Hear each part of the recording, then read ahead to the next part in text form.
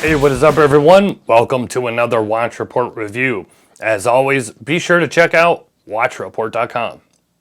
So this review is going to be a little rushed. If I miss anything, please ask questions in the comments below and I will do my best to answer them for you. The reason why this review is going to be rushed is I have not had this watch in hand that long, but I looked on the Zelos website and I noticed this watch is sold out in all colors but the black at this time. It looks like this watch was made in limited quantities. I do not know the exact number, but the only version currently available is this black dial, so this is the only one you will be able to buy direct from Zelos, at least at the time I am doing this recording. I will try and update this before it gets published, at the very least with the note in the description. Otherwise, you'll be looking at buying these watches pre-owned. The Thresher is an all-new design from Zelos and named after the Thresher shark. The reason I make a point to say all-new design is because Zelos has so many models and they tend to release many versions of them over time, so you will see a lot of versions 2 or 3 of certain watches. This model is all new, and except for a few small quibbles that I have, man did they hit it out of the park with this design. Case-wise, there is a slight resemblance to the hammerhead line of watches, and besides a familiar looking bracelet, I would say that is where most of the similarities end. Unlike the hammerhead lineup, the Thresher is 42mm with a lug-to-lug of 50mm, making it a good fit for most wrist sizes. It is a hefty piece at 220 grams, but nothing crazy heavy, and considering it has a solid chunky bracelet, is 15mm thick, I think the weight is appropriate and it does feel balanced on my 7.5-inch wrist. The Thresher, is not the first GMT from Zelos, but wanting to do something a little different, they set out to combine a dive watch and a GMT watch. Again, something that has been done before, but Zelos has put their own spin on it. You will notice you have 2 bezels, a 60-minute countdown bezel and a 24-hour bezel. I like how Zelos approached this, but there are 2 things I will point out. Combining 2 bezels on a 42mm watch means both will be small, and I wish the diver's bezel was at least coated in PVD black to give more contrast between the 2. Yes, different colors are used on the bezels, but I do find them hard to read, and aesthetically I think a PVD dive bezel would have looked better as well. Another important note is that this is one bezel and turns as one bezel. They are not 2 separate bezels that you can rotate independently. Meaning if you want to use the GMT bezel, you will not be able to use it to time something at the same time. Now you do have an internal 24-hour scale as well, so you can set that with the GMT hand, but the external bezel would be more useful if you want to set a 3rd time zone. Moving on to the dial and hands, this has to be one of the most complex dials Zelos has ever produced. The outer portion of the dial has a turbine swirl pattern going on, and this is a sandwich dial as well. And if you look, not just the Arabic numbers and markers are cut out, but also the small markers in the 24-hour section, and all have lume underneath. The hour, minute, and GMT hand are all skeletonized, and even though I like the overall look this produces, I do think if the hour and minute hand were solid with lume applied throughout, the time would be easier to read at a glance. Maybe that is just the black dial though, as you have black hands on a black dial, and on the other variants, such as the blue or meteorite dials, this is not as much of an issue. Taking a look at the website, the green dial has brass or gold-plated hands and looks to have the most contrast of them and the easiest to read. I love this bracelet, and when I say love, I mean I love it, and everything about it.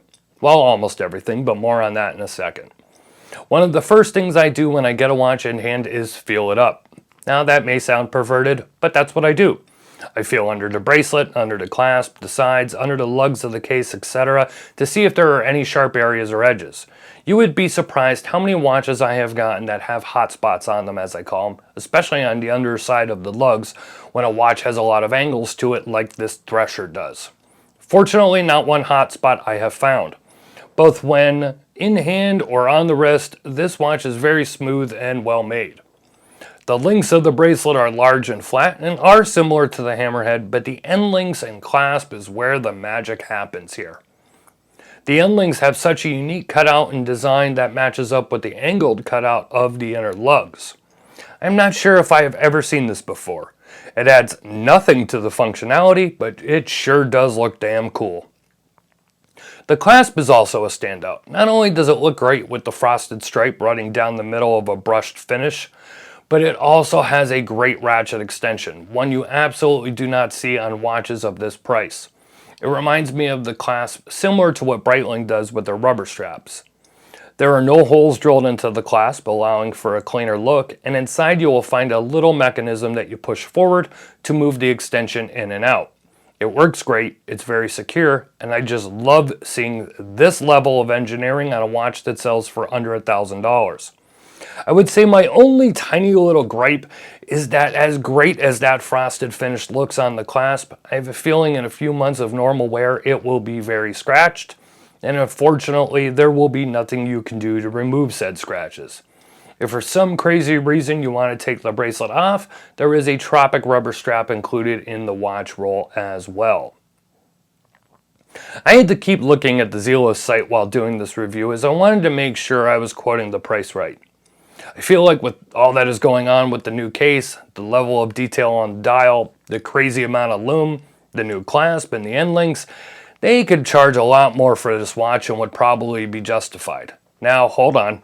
Some other channels, that may sound like hyperbole, but anyone that watches this channel or reads the reviews often knows I do not do that here. I tell you what I think and I feel, and most times I'm very blunt about it when I feel there are issues with the watch, that it's overpriced, or whatever the case may be. Of course, as always, this is one man's opinion, and keep in mind, I don't sell you watches here. And even if I did, this watch, except the black dial, is all sold out. What would be the point? I have long stated I am a big fan of Zelos, and I have been since the inception of the brand. They are one of the few microbrands really pushing the limit of what you can do with a watch under $1,000 and even under the $500 price point. And every year I say the same thing. Zelos is getting better and better. This year is no different.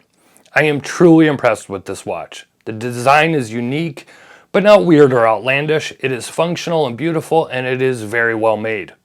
I always say that I'm looking forward to the next Zelos design, and after seeing this watch, that couldn't ring any more true. If this is what Zelos was able to produce with all that is going on in the world currently, then I really cannot wait to see what new designs they have in the pipeline. So what do you think? Did I go overboard, or do you love it as much as I do? Sound off in the comments below. If you'd like this review, please give it a thumbs up and subscribe to the channel. Links to the written review, brand website, Amazon affiliate links, and more are in the description below. And be sure to follow us on social media. It is at Watch Report on Facebook, Instagram, and Twitter. Thanks for watching, and I'll talk to you on the next one.